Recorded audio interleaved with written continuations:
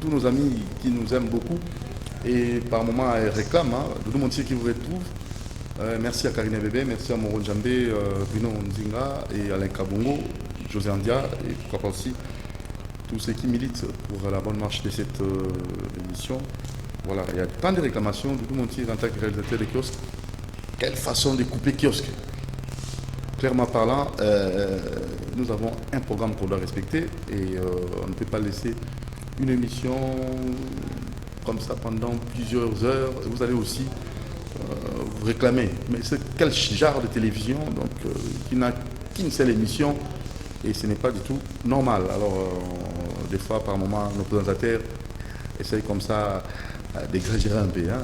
Donc, on lui place de respecter les timings et ils débordent. Débordement des 20 minutes, c'est trop. Ça va perturber notre programme. Merci beaucoup pour votre compréhension. Alors, très rapidement, nous allons parler d'un sujet qui va intéresser tout le monde, les après-coronavirus et comment vous prendre en charge. Parce que c'est le moment. Port de masques obligatoires. Les gens de moment comme Mélenga ou Montiri. Non, pas qui? Ah, Karine, masque n'a pas aujourd'hui. Mon rôle, j'aime bébé. Bon, son masque. Les gens de ma commune ne sont pas un masque. Les gens de ma commune ne sont pas un masque.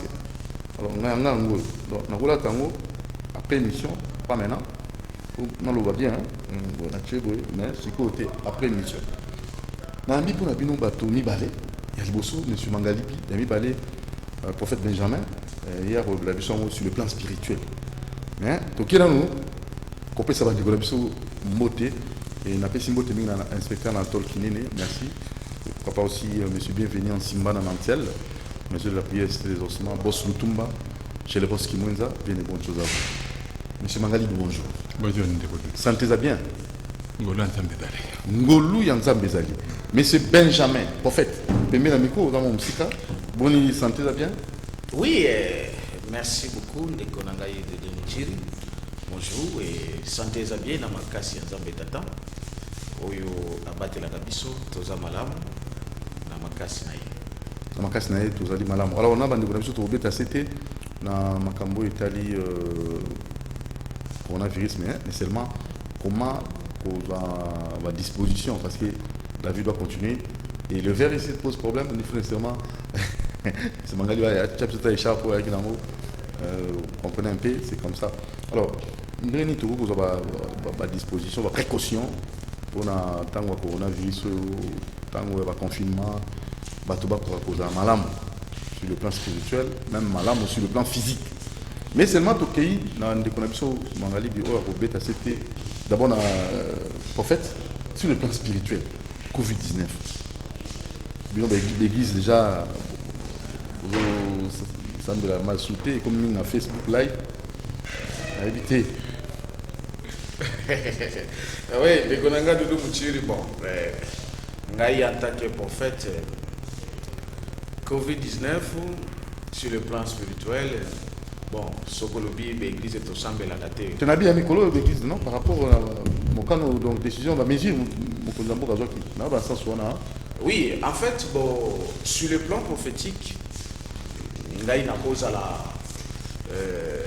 Pour, sur le plan prophétique, que va ensemble, pas église, va ensemble et Kangama, parce que au Kangama, il y a ensemble. Ils allaient un message pour na basali ya Nzambe nyonso surtout bao babunga kizela. Là c'est sur le plan prophétique. Mais sur le plan organisationnel, nazali d'accord te na manière même bakanga ki ba ensemble wana parce que même si moi je suis pas titulaire d'une assemblée au bobeka ba église, mais nazali d'accord te na manière bakanga ki ba ensemble wana. Mais cela devait beaucoup plus interpeller ba pasteur puisque bakanga qui va ensemble sans qu'on consulte à Tabango.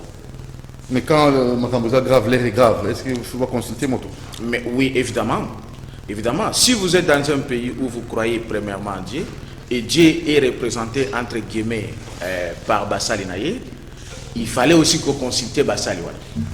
Et cela montre peut-être, pour Nabande, il faut comprendre que pour Nanga, en tant que prophète, c'est un message.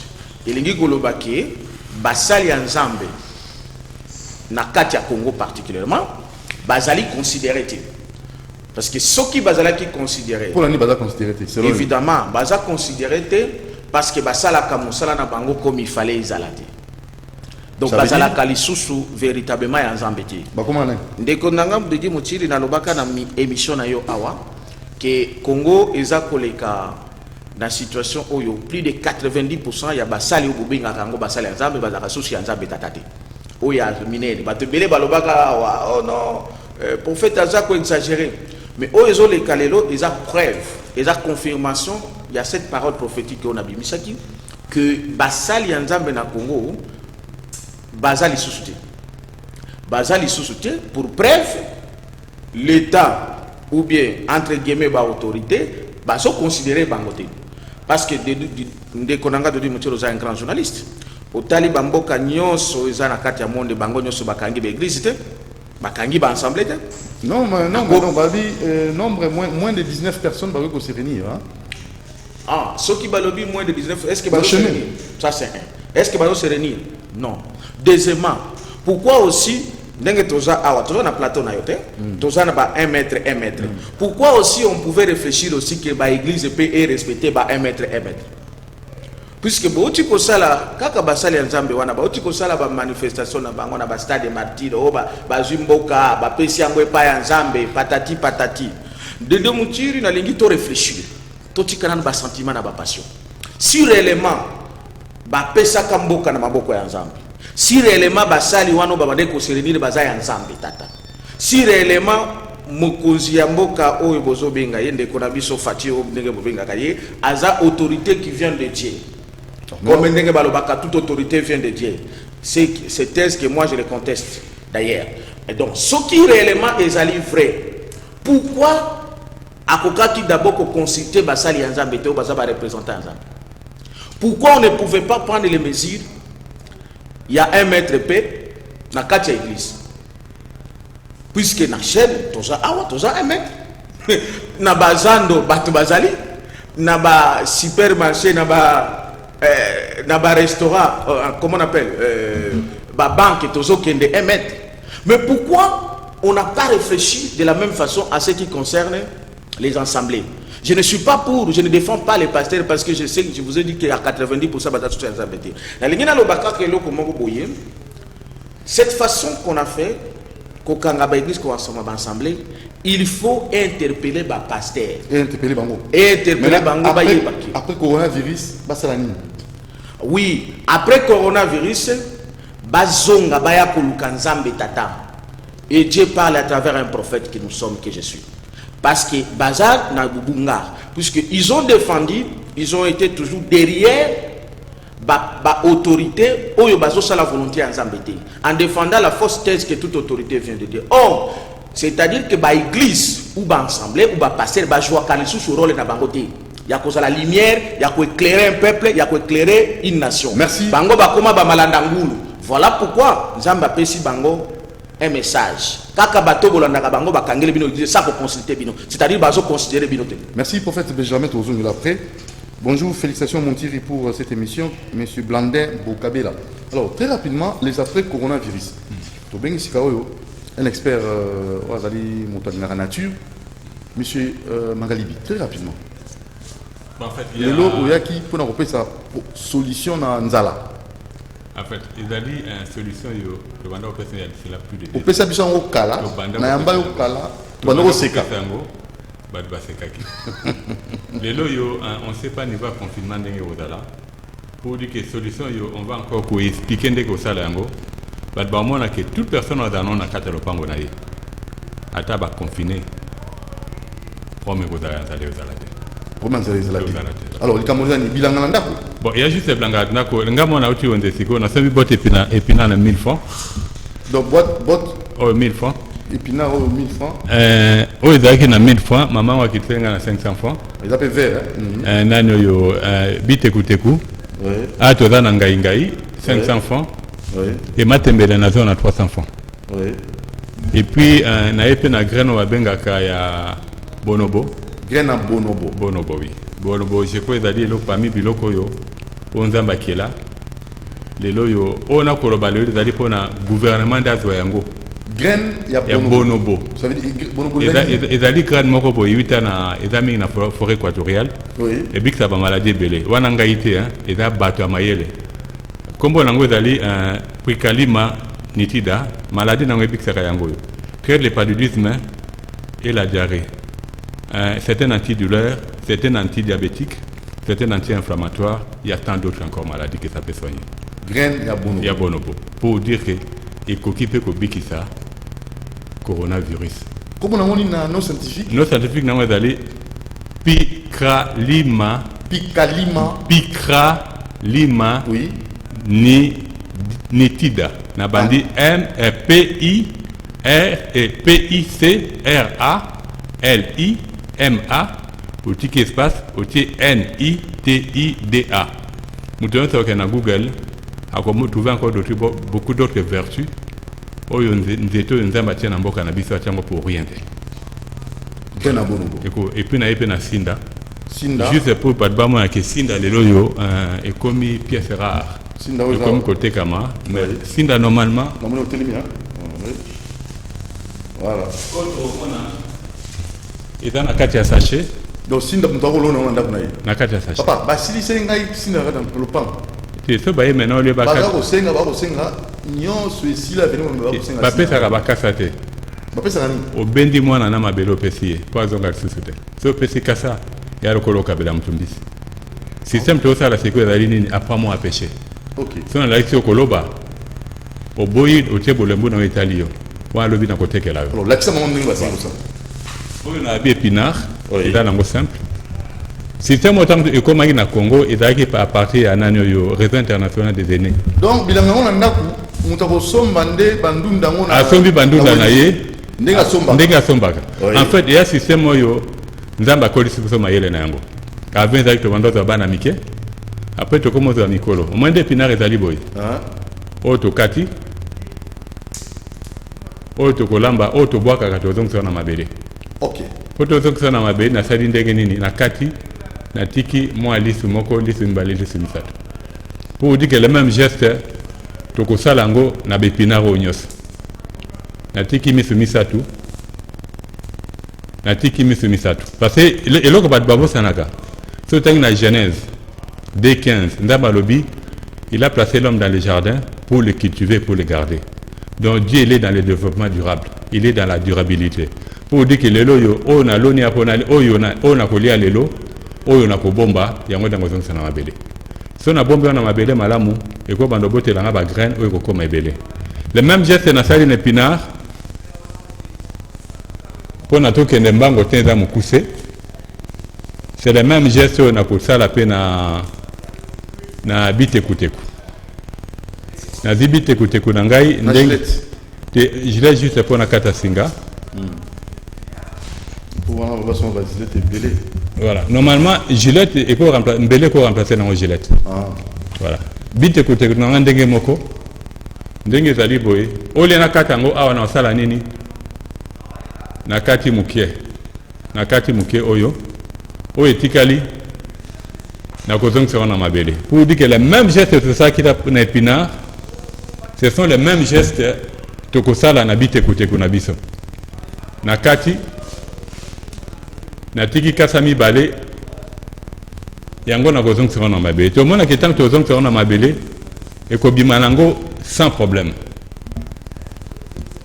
kakena bi bebisa mingi te pour ya olamba non leo te akozonga olamba même oya mabele to sa bilanga ya ko kena na ndako atie ou bien to tiki yango awa après 2 semaines to ko la population ndenge nini kokola tout ça que na mazelo liboso te to tiki ngana kati ya basaki pour eda bilanga parce que to sa na kati ya sac pour na congolais azanga raison te parce que ya lo bakano espace d'alité juste pour dire que na kati ya sac okosa la pe bilanga yo même geste to sa ina nini yo na bite kutekuna épinard to ko sala ngo pe na ngai na sala ndenge nini o na dana gilette faute ya mbeli to ko kata ngo na mbeli boy voilà o etikali oyo excuse-moi to zonga on na mabele to ko tia na basak e ko zongela kobima le même geste to sala ngo pe na mokonzi ya bandunda matembele oyo lelo na église baliaka matembele babengi ba pauvre. Or richesse eza na matembele, c'est pas pour rien abenga mokonzi ya bandunda.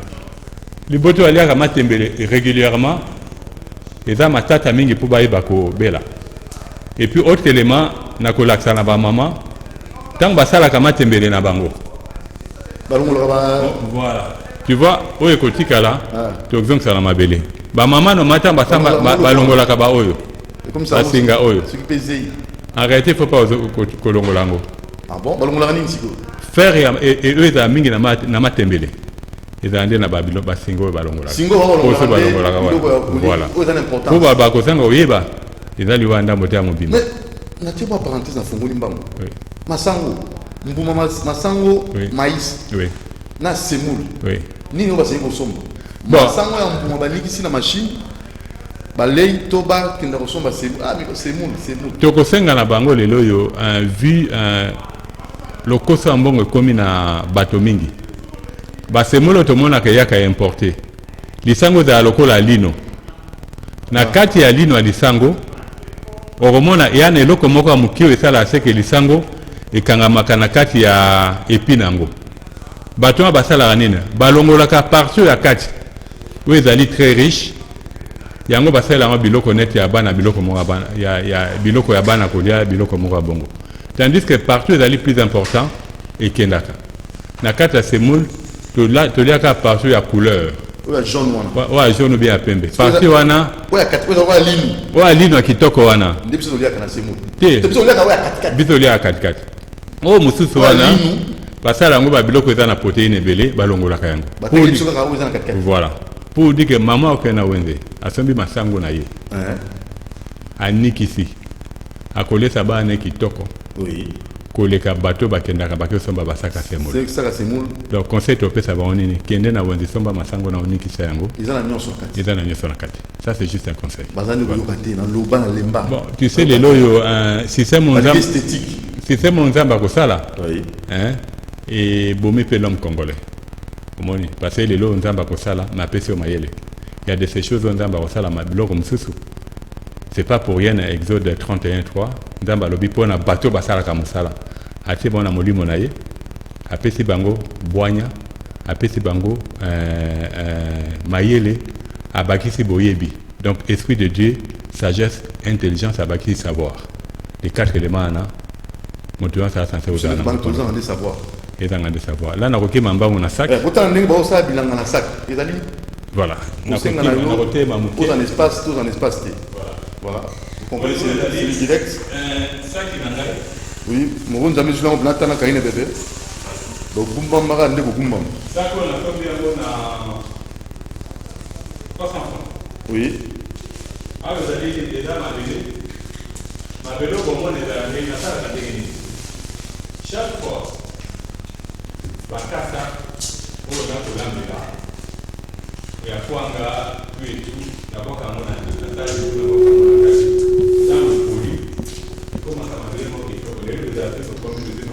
na barabara. Oh, au lieu de boka mabele na barabara, mabele kitongo na bandeli nde tokombaka tolambaka tozima bassin moko boye to timo libulu matito yanso toboka na kati. Après 3 mois il commence à mabele kitoko. Yango omona na kozwa tokotoni tata na biso na mabele yango tokoyin tata bato ya bato meza pona lelo na kosenga bakambi ya ville conseiller à président de la République chargé de l'environnement et autres ministre de l'agriculture baye bakotala yango parce que lelo yo balobi bilanga ya priorité de priorité mais lelo yo na temps to wana ngo ya confinement avant que la décision pour confiner na kati ya ndaku, c'est ce que l'autorité devait faire. Pour l'exactement bilan dans la sac. Voilà. Parce que la politique est là de gérer la cité. Et le principe il y a que gérer la cité d'Alinini, le tout est basé sur l'anticipation. Dieu est un anticipateur. Les locaux gérer Mboka na Molimo Nzambe pour dire que toute décision qu'on doit prendre, qu'est-ce qu'on doit faire, il faut préparer la population de telle sorte qu'elle va souffrir. Parce que les lots sont confinés cité. Na bandi tosala moitié mobulo banamboka Et puis ma pona nini parce que pas doit comme nanjala. Tout le monde est aux États-Unis, bad bando le kabima. Pona nini, on a pris des mesures, on a oublié que nous avons ça la provision naïe. Mais pour ça provision 3 mois. Après il faut localia. Donc voilà. Dès tout ça liboyer. Tout si ça qui n'a pas na mabele. Ça qu'on a maman na ko masango mais na ngombi pona nini, on attend na biso ezali mukie. Juste pour que les gens arrivent à comprendre. Voilà. Nazui biloko na ngai na kataki. Ndunda matembele ngai osombaki na wenze. Na wenze. Na bandi na ngai na kataki. Votre Nico. Ngai na kataki yango bomona oyo. O ba mama ya habitude ko boaka. Na zongi sango na mabele. Na fini mabele na malamu po mu pepe e ba ko bima. Na tie mabele faut kolinga yango. To mona mabele salite mais to uta na mabele to zonga na mabele. Lelo yo mboka na biso mboko nzamba sali mabele belé. Atie mai belé musana biso to apata bilanga. E musala liboso nzamba pesa ki moto. Ata kiminde ni na musala bilanga. Balinga mote o musala ba. E nzambe yemo ko pe a musali bilanga. Pour dire que lelo soto otanga la Bible, to comprendre teki. Ole to tonga be biza minene.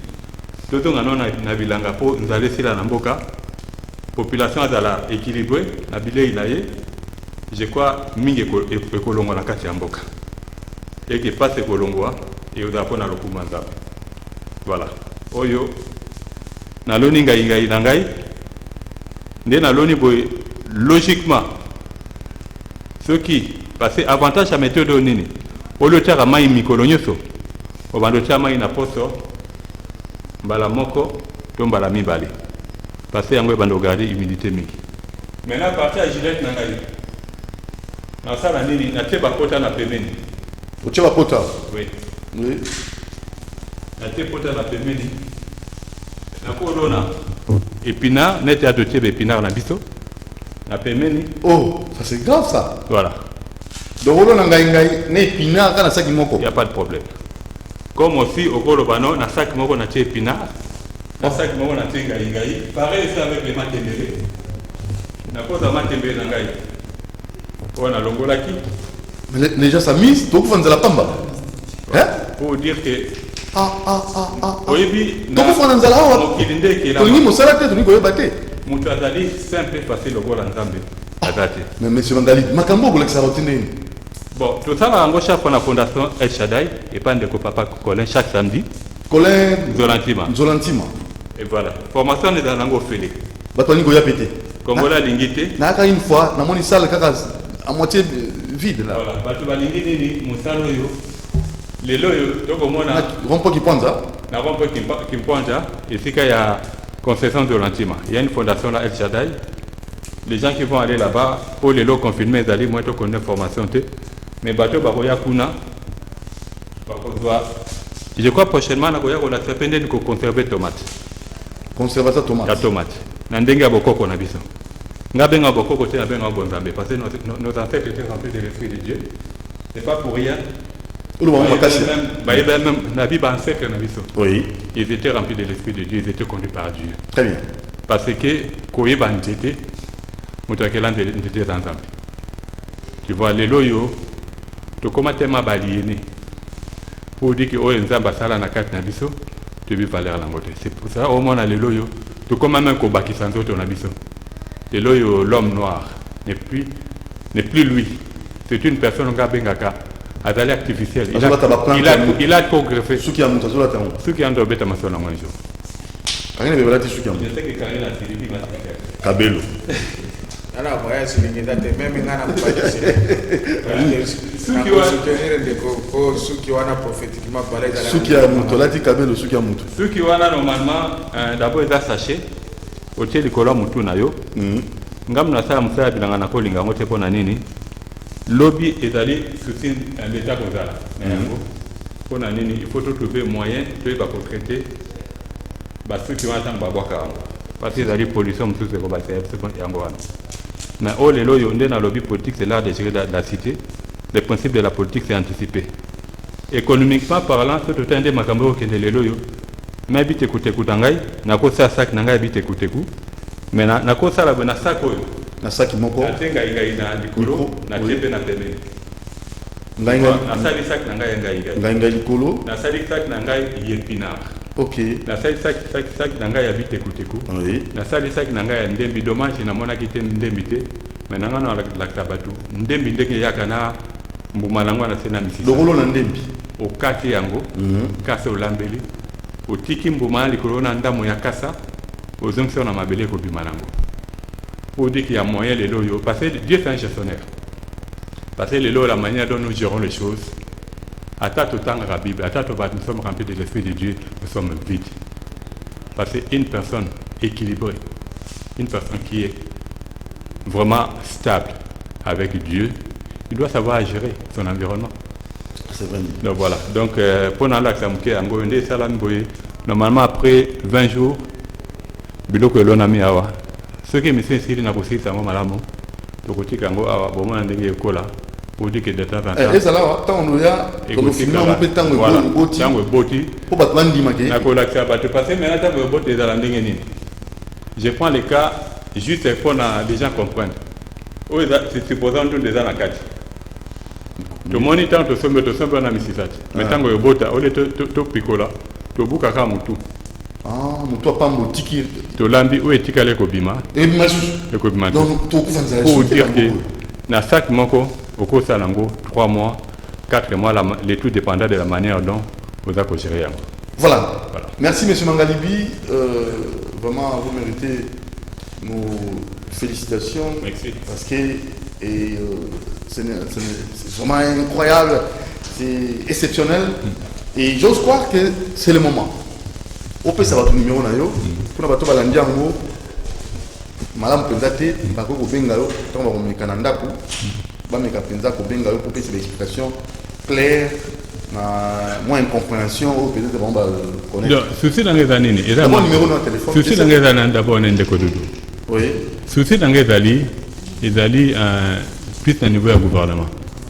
Au niveau non d'abord au niveau du gouvernement. Quand je dis gouvernement, il y a d'abord l'hôtel de ville qui est là. Oui. Pour dire que tu as un problème de l'eau, un confinement, pas droit sur permis et tabakinois. Et que n'denga saïl na baba le loyo. Bien que na baba. Baba n'de bakangi ona ba fungulamo. Non, en fait baba bakangi hein. Libande kangami mena kati kangamite. C'est quoi ça? Lobinga imoko na dalaki comme na lobana nga dala kobai.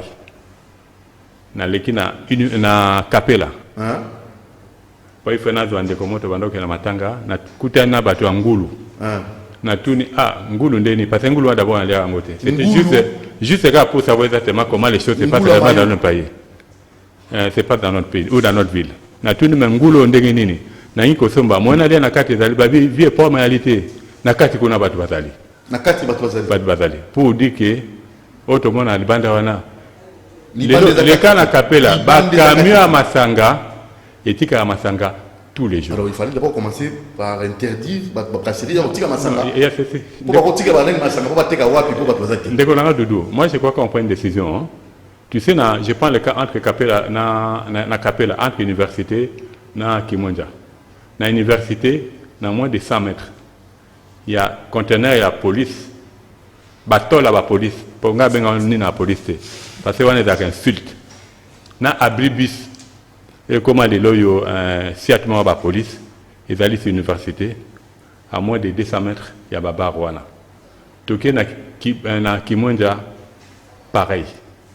Pour dire que la police est là, ils font quoi? Alors, entre nous ça. Pour dire que l'activité à Barthe les lots sur Lingui n'a pas quoi après émission to kende kuna to côté to lié. Mais en fait, ce qu'on a toujours demandé, moi je crois, tu sais coronavirus là, des fois na lobaka na kum saranzambe.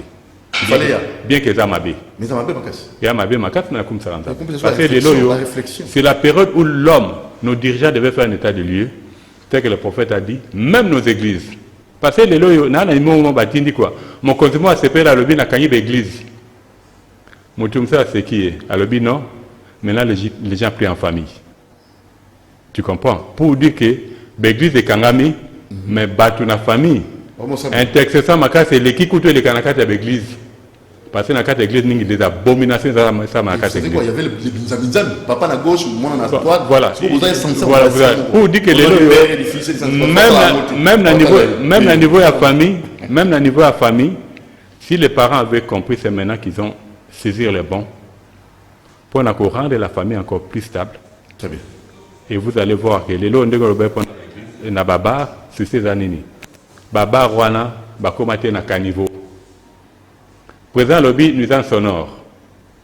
C'est au gouverneur maintenant de faire un travail pour reclasser les églises, plutôt les bars. Parce qu'ils prennent les autorisations, c'est par rapport à l'adresse Songolo. Mais après, on a balabalate. Mais comment c'est fait qu'ils ont empiété, surtout dans Kapela Wana, na Kimbuta? Pourquoi on doit laisser ces gens-là, la place Wana et Kangami, l'État qui a récupéré l'espace n'a été? Parce que Bako Yibara Malembe. C'est Ngongo.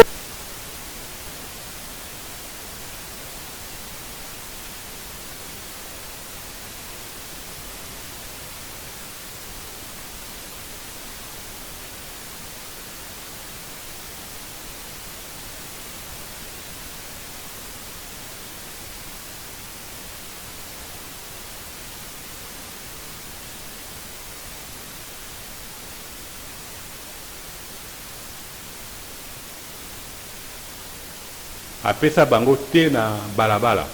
Mais balabala, on est parti na bango té parti à l'état. C'était juste pour faire en sorte que Moutoumsa retombe à l'Ibosson na bango té. Mais là, allez voir ce qui se passe. Pour dire que les lots, on a quatre villes à Kinshasa, il y a l'anarchie totale. Et pour vous, après Covid-19, non, c'est pendant, mais c'est maintenant. C'est maintenant. La barre est un peu réglementée, et de la barre, Bako Kangabar. Mais ce qui est possible, une émission nayo, dans la qui avait possibilité de faire Kinshasa 4 jours sans bar. 4 jours sans bar. Jour moko, bar et fongam na moment moko amuke. Après Kangami, parce que les méthodes battu fait réfléchir. Voilà, vous allez voir que nous allons faire de ces pays, parce que Congo a payé la promesse. Mais oui, combien raisonnable, hein? T'as la Congolais, là, qui monte au monde à 18h, 19h. Mais cette fois-ci, on a battu. Danger d'aller. Au moins, diabolo. Ça vous bengani. Tant que vous avez cet esprit. Pour dire que par rapport à ce que nous sommes en train de dire aujourd'hui, si le président Félix lui-même ne s'impose pas, ou n'impose pas les gouverneurs par rapport à ce que tu as le balélo, ce qu'il a levé à mesure, et qu'on a 7 fois plus dangereux encore comme c'était avant. Ah bon? Pour dire que c'est maintenant que nous devons recadrer les choses. Ce n'est pas pour rien dans le but de la démonstration. Nous avons conseiller à président Félix, conseiller à gouverneur, qui travaille de telle sorte que l'eau est comme obligatoire dans chaque parcelle. À ce moment-là, Congolais a Malamou, l'excédent, ce que nous allons exporter. Facilement, on a bilan dans sac. Papa Nangaï, si on a 20 sacs, on a 4 ans. 20 sacs. 20 sacs, on relie à 15 jours, on comprend. Dans le 15e jour, sac nous à Liboso est comme une taille au Cocoliango. Pour dire que tant qu'on a 20e jour, ou à Liboso, aux Ongeli Kolia. Pour dire qu'il y a possibilité. Alors, numéro de téléphone, numéro de téléphone est 081 59 93 442. Ça, c'est le premier numéro. Là, il y a au moins le WhatsApp. Il y a le deuxième numéro, on a l'Ingaramingi, c'est le 089 89 300 et puis 35 à la fin. 089 89 300 35. Mais dans le bateau, le meilleur endroit, parce que on est allé groupe à bateau, on a bakisi mayele, on a allé na bolingo pour communiquer aux autres. Donc, on a allé na fondation El Shaddai, il y a un Colin Zolantima. Nous allons chaque samedi, au topé sakamate, il y a des gens qui conserver tomates, il y a des gens qui conserver boende, des gens qui conserver bilanga. Là, il y a beaucoup de gens bayaka, au souci na bise d'alinini, que les gens comprennent l'importance de bilanga pour natoué bako tonga, mboko yo, nzamba pesi biso. Parce que la grâce, n'a pas qui pointe l'espace de l'antima. Parce que la grâce c'est un fardeau. La grâce est allée fardeau. Ça, c'est l'élément qu'on devrait savoir. Tout le monde qui est au Congo, a besoin de ngolu, tout le monde a abusé. Ne soyons pas surpris, tout le monde a une guerre au Congo. Parce que nous avons pesi biso pour nous sunga mukili. Surtout que nous avons fait un tinda kamiyibi.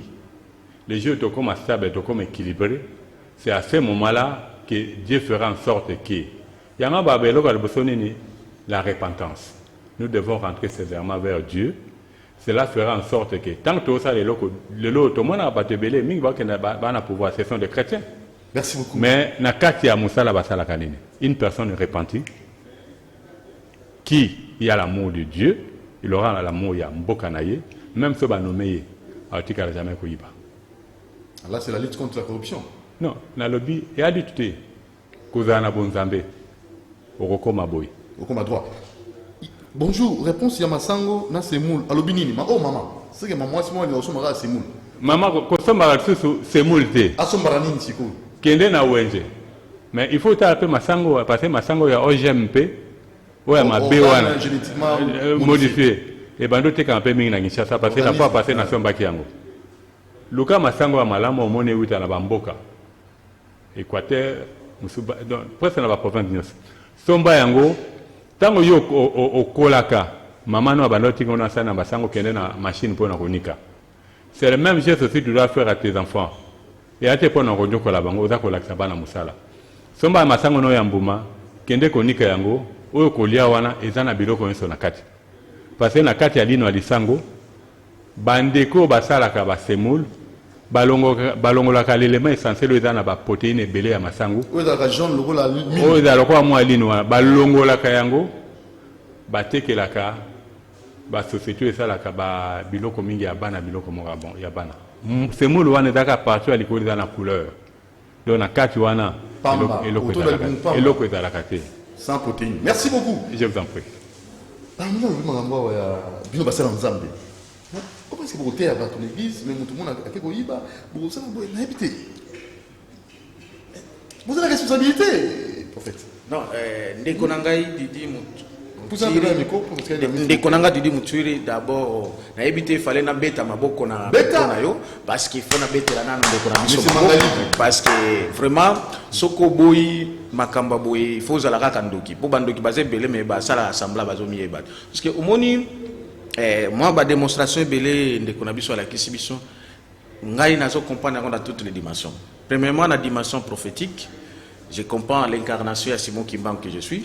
Kimbangu aloba qui Oyazolo Bawana, il faut banango d'abord dans ce qu'on appelle les pouvoirs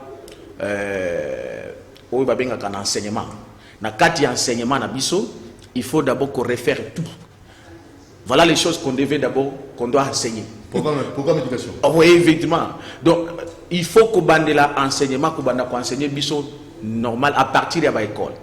Puisque l'école, la théorie, la biso en France, ni histoire française, ni il faut qu'on élimine certaines choses là pour nous enseigner biso ma belé et surtout production ma belé. N'engende quoi ça na ba fondation. Na kati fondation bazana bango. Mais quand je vois benga ba autorité nini, ba fondation belé toni na mboko yo, ba fondation mama tel, ba fondation mama nini ngende. Voilà ba vraie véritable fondation oyo, il fallait bisonyon soto tia mbongo na kati fondation. Mais nangana yebiselo ko moko ndeko dudi muchora.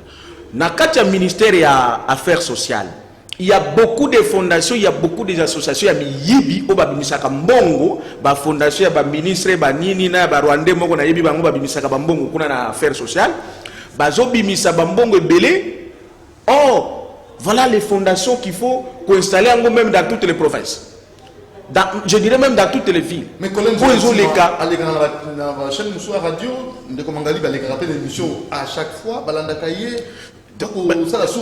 Je dis c'est Nayebiango. Pourquoi? Parce que ndenge de côté que le belo comme boye ba combattre la corruption ti. Onyo se ba yisa kabino lutte contre la corruption c'est faux. Pour na véritable combattre corruption, il faut qu'on ait une origine. Origine il faut qu'on ait un bon Zambie. Mais ce qui fait détruire le Congo et l'Afrique, c'est parce que en 2 minutes, Bozana ba dirigeant au Bazalakana les esprits étrangers, comme l'a dit Simon Kimbangu, basambe la banzambe étranger. Parce que des fois que basambe la banzambe étranger. Or, banzambe étranger on a moyen bazala ba lié na mabele na biso ezati. OK, contradiction. Contradiction parce que bonzambe na bango étranger eza na correspondance na mabele na biso ti. Deux, ils ont la correspondance dans un peuple na bisoté. Parce que vous avez les dirigeants dans l'Obaka toujours dans la mission, 90% bokétistes. Vous êtes les chrétiens, il y a déjà des contradictions. Il y a déjà une opposition. À soutenir un côté, il faut soutenir les Moïbi, à soutenir Moïbi, à soutenir les tournois en Europe, Bazo Bambongo, Bakene Kobetango en Europe, Batonga Bandako en Europe, ne va même les bisopé Corona, il y a un autre comment souffrir. Donc, c'est une question qui nécessite, comme j'ai toujours dit, une révolution divine et populaire. Il faut renverser les donnes. En renversant les donnes, nous devons installer papa lokola oyo ba zala partout dans Mboka pour un véritable, parce que ça c'est l'origine d'un véritable développement. Origine, les autres talents nègres tokima qui jouent ba aussi ba confiné qui tcha mobiba. Tokimi na ba boutique na banini ba to so manini. Dido muchuli ça m'a énervé. Loso oyo uti na Chine, loso uti soki na ngwanzu soki na nini. Mais kuna na Chine ne ba uti biso na banani ba coronavirus. Donc imaginez-vous, voyez comment Nzamba enseigner biso akangele pe bino kuna ba Chine, kuna pe na bokomi ba noir so boke kuna ba Chine ba beti bino. J'ai dit aux gens c'est un message que nous devons nous prendre nous-mêmes. Voilà, c'est ça Simon Kimbangu avait dit, je l'ai déjà y a les prophétisé il y a depuis l'année passée, les retours des Africains et des Congolais en Afrique au Congo. Bande comme ça benga na poto prophète. To ko zonga ngeni bana biso bazotanga kuna nini. Lelo tango ba moni coronavirus ba pesi prophète Benjamin Kawanga a raison. Parce que ce qui est en train de se passer, c'est le retour de la terre sainte. La terre sainte, la Bible dit la terre sainte. Et le mystère que le papa Otikuna Kisawa, c'est la terre, c'est Mabélé. Oh, la terre sainte est ici au Congo. Voilà pourquoi on parle de l'Afrique et le poumon de l'humanité. Mutema ya mais la gâchette est où? Au Congo. Et donc, c'est vraiment à féliciter. Pour finir, et pour finir, dans des cadres et pasteur Nengena Otaye Koloba, nous avons coordonné que l'Assemblée est fondement, mais le pasteur Boye Baki, il faut enseigner Pébilo Kwaboy. Nakat église. T'aider. Il faut voyer Baké, bozongela d'abord le véritable Dieu. Parce que va considérer binoté, parce que vous allez étudier. Ne bakanga qui va assembler sans que tout na bino. C'est-à-dire vous n'êtes pas utile. Ceux qui vous allez utile, banga va consulter bino. Mais puisque vous êtes inutile, vous êtes joué les rôles. Il y a copié banazambe, ba congolais avec les faux enseignements. Il y a combien d'arabango qui répondent les dîmes pour les offrandes. On ne refuse pas les dîmes et les offrandes, mais on doit enseigner le peuple de Dieu comment à côté à Namboka naïe. Comment c'est pourquoi le mais comment développer son pays, comment aimer son pays, comment aussi défendre son pays, comment se révolutionner pour le pays. Et donc le pasteur, vous devez comprendre que le temps est arrivé, parce que ceux qui vous s'entêtent par rapport à Babar et causons rebelle, mais moi je vous informe en tant que prophète, il y a une autre pandémie après coronavirus. Mais si vous vous entêtez, selon la parole de le Seigneur Emmanuel, beaucoup de donc c'est le temps où le pasteur bazonga batika kosala kozala malandangulu. Un pasteur, un véritable visionnaire doit être aussi visionnaire pour son pays. Mais si on n'a que des visionnaires pour créer des assemblées, les assemblées, tout le milieu des assemblées, mais ils ne sont pas les visionnaires pour notre pays, pour notre État, pour notre nation. Non, vous êtes toujours derrière les politiciens avérés, les corrompus, les qui, soit en disant que toute autorité féminine. Pour contacter tout ce cas. Évidemment, bon, on a besoin de contacter, on va contacter dans 85 ou ceux qui basent dans le code plus 243 85 67 034 56. 85 67 034 56. Donc, vous retrouvez le prophète Benjamin Kawanga. On aura beaucoup déjà des choses à vraiment développer. Prochainement, le cours Didi Mouturezawa, on va tout développer. Monsieur Mangalidi, Tosuki, merci beaucoup. Donc, Toko Sanake. Bonobo. Bonobo. Maintenant, c'est la période. Donc, Bonobo, et d'aller Nini. Et d'aller Mboumo dans Namboka. Mboumo na biso nzete. Mutu alakisa ba pic me yango. Babo ça fait Mutu alakisa donc nyama alakisa ba pic me yango et dans makako. Ah, makako dono yango. A belaka. Akwe pemena na okufa. Ba moni azongi malamu. Et makako na zonga na mboka. Akio lakisa bango test quand étoile netalaki. Mbomeleki mbomo na bololo dalida. La bololo makasi. Mbomeleki yango na bololo. Yango sotia na monoko le bololo esila ga bololo batsa. Mais ezali mbuma motuya. Ndia matino par hasard te na mboka na. Mbuma bonobo. Bonobo. Makako bonobo.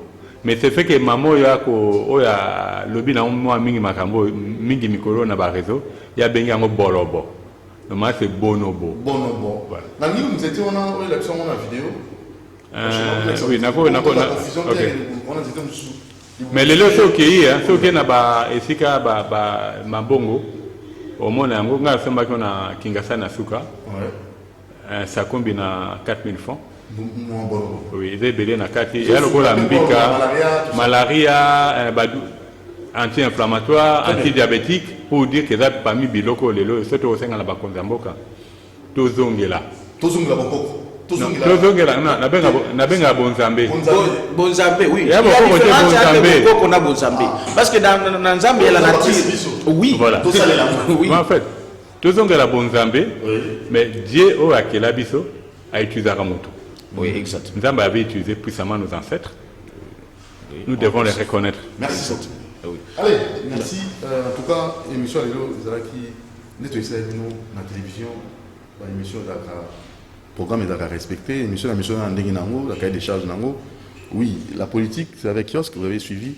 De comment commune la chose, tout le monde tire yo, tout quatre émissions kiosque, kebana yo, pas que bisinga yo. Non, s'il vous plaît. Voilà la ligne politique. Parce que scientifique, c'est moi là ici échoué. Il faut que tous la véritable scientifique aux autres. Alors, oh, je suis allé. Voilà la kiosque, ils apprennent la politique. Si vous avez un kiosque, tu peux aller à Liaka, ils appellent à Litomba, na Simalanga, Bolanda Pip, après dessin animé, après journal na 12. C'est ça le programme qu'on doit respecter. Alors Michel Koyapa et Serge Kabon, ceux qui doivent respecter Taïmi Nabango et aux Amalam, ceux qui étaient beaucoup Lemba, vraiment, on doit respecter le programme. Hein? Allez, ciao, tout le monde, si vous aime, portez-vous bien.